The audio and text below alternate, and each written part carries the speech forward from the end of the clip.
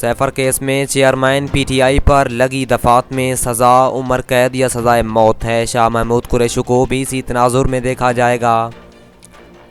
تو آپ کو بتاتے چلیں کہ اسلام آباد میں ہائی کورٹ نے سیفر کیس میں پی ٹی آئی رہنما شاہ محمود قریشی کی ضمانت مسترد کرنے کے تفصیلی فیصلے میں کہا کہ چیئرمین پی ٹی آئی پر لگی دفعات میں عمر قید یا سزائے موت ہے۔ شاہ محمود قریشی کو بھی اسی تناظر میں دیکھا جائے گا۔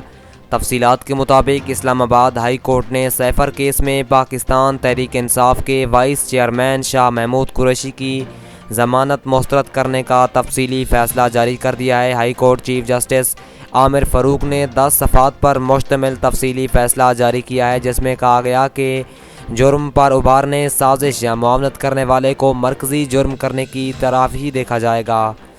عدالت کا کہنا تھا کہ چیئرمین پی ٹی آئی پر لگی دفعات میں عمر قید یا سزائے موت ہے۔ شاہ محمود کو اسی تناظر میں دیکھا جائے گا۔ بلا شبہ ضمانت